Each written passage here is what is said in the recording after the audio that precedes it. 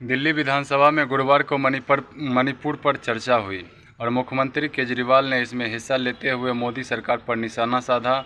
इसमें हिस्सा लेते हुए केंद्र की मोदी सरकार पर निशाना साधा और उन्होंने पीएम मोदी पर चुप्पी साधने का आरोप लगाते हुए कहा कि उन्हें कम से कम शांति की अपील करनी चाहिए थी। केजरीवाल मणिपुर तक सीमित नहीं रहा बल्कि चीन से अदानी तक का मुद्दा उठाकर पीएम पर तीखे वार किए। उन्होंने पीएम मोदी पर चीन के सामने सरेंडर करने का आरोप लगाते हुए पहले प्रधानमंत्री जवाहरलाल नेहरू की तारीफ भी की और मणिपुर पर चर्चा को लेकर सदन में जमकर हंगामा हुआ और नारेबाजी कर रहे भाजपा के 4 विधायकों को मार्शल ले गए और अन्य विरोधी जाहिर करते हुए वॉक आउट किया और दिल्ली के सामने सीएम ने यह कहकर भाजपा पर निशाना साधा कि ये लोग कह रहे हैं कि मणिपुर कोई मुद्दा नहीं है। केजरीवाल ने कहा कि भारत के सभी नेताओं और पीएम मोदी भी यही संदेश दे रहे हैं कि उसका मणिपुर से कोई लेना देना नहीं है। आम आदमी पार्टी के संयोजक ने कहा कि लंबे समय तक हिंसा होती रही और लेकिन पीएम मोदी ने एक ट्वीट तक नहीं किया।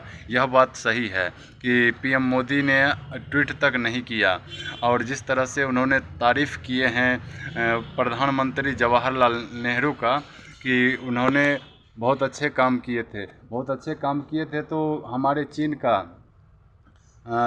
हमारे द्वारा देश के जो बहुत सारे हिस्से हैं वह चीन के द्वारा हड़प लिया गया। उसके बाद उसके जो समझौता थे उस पर हस्ताक्षर कर दिए। उसके बाद हमारी करारी हार हुई तो हार होने के बाद हम अपने चुप्पी को कैसे बरकरार रह सकते हैं। यदि हम चुप हैं और कहीं ना कहीं हम मजबूत हैं तो चुप्पी साधना लाजमी होता है। यदि हम कमज़ोर हैं उसके बाद उसके अकॉर्डिंग जो भी बोला उसके हस्ताक्षर कर देना और देश के प्रति एक वफादारी का मिसाल का नाश हो जाना यह बहुत बड़ी चीज़ होती है।